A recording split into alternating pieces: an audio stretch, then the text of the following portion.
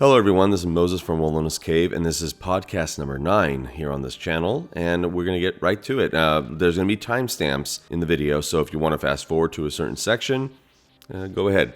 And on the background, there should be some type of gameplay to keep your attention for as long as I can, alright? So let's get to it. So the first thing on the list is Echoes of the Hidden is out. It was out right after my last podcast episode, so that's doing well.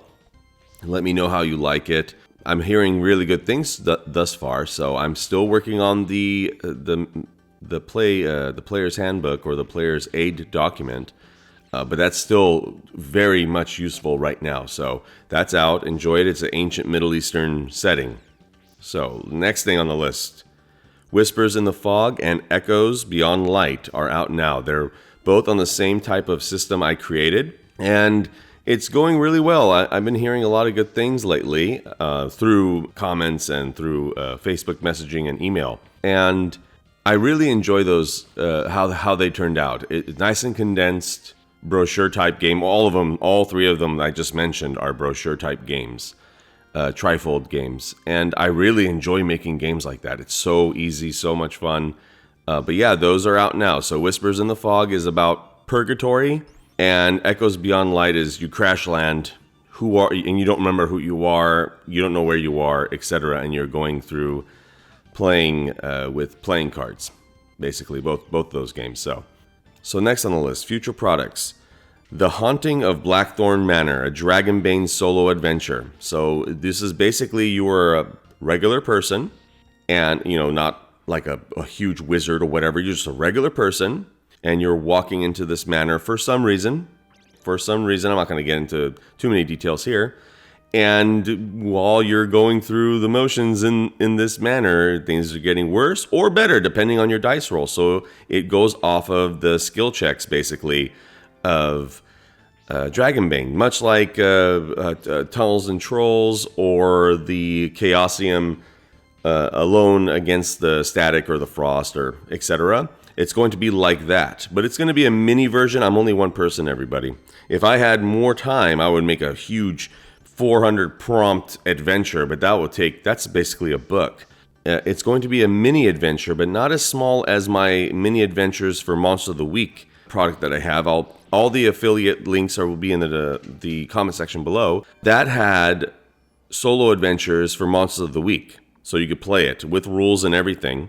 I'm taking what I've learned from there and taking what I know about Tunnels and Trolls, and I recently got Alone Against the Static, and I'm loving it so far. And I'm melding all the things I've done and I've read from others together. So it's going well.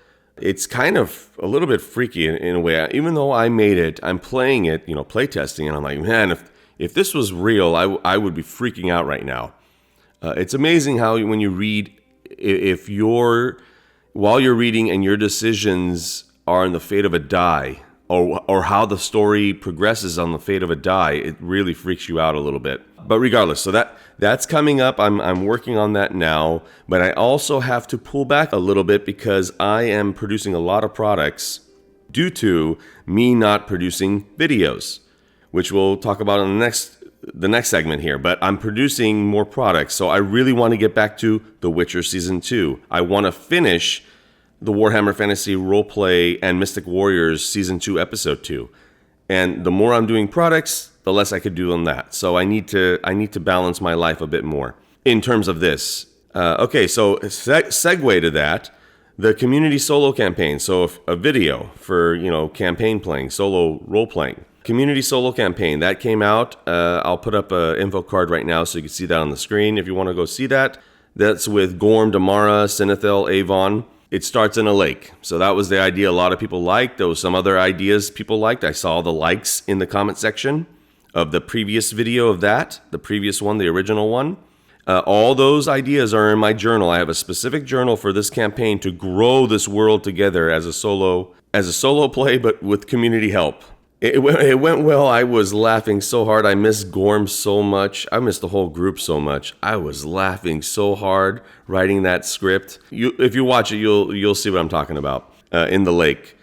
But I have some ideas. I'll just do a little quick thing on them. If I remember, I'll screenshot, put on the screen. But if not, I'm still going to read them. The boat race, the tradition of the boat race in Diamond Lake, that was given to me.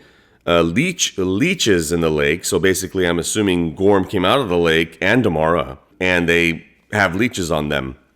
And now what, And then herbalist in a treehouse surrounded by traps. So next to them in Diamond Lake, deep in the forest, this is the forest realm after all.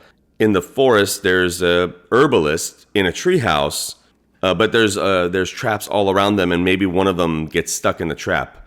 That's all up to the dice roll, though. That was a suggestion, but maybe one of them gets stuck in the trap. That's up to the dice roll. Let's see if they can do it. And if they do, the story changes. If they don't, the story changes. Again, that's what I love about solo role-playing.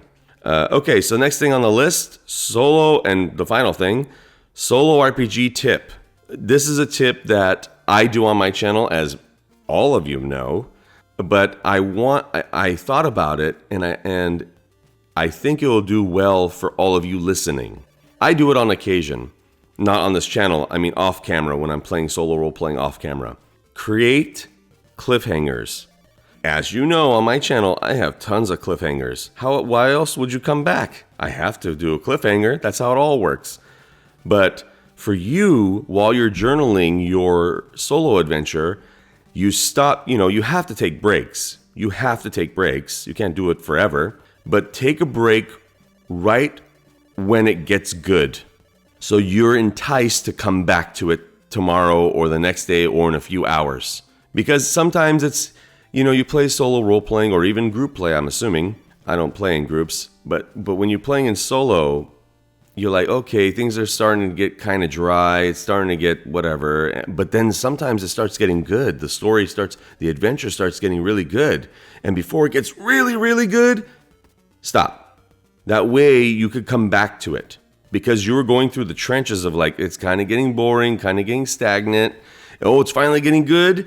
Don't continue. Because if you finish it off, you might go, oh, it was an hour of being boring and then finally got good.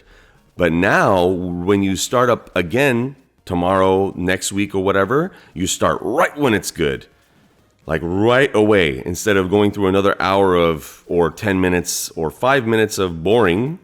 I'm not saying your campaign is boring, but, there's comparatives. There's sometimes where it's amazing, and sometimes, oh, God, I got to journey over here, or something like that. Start when it's good.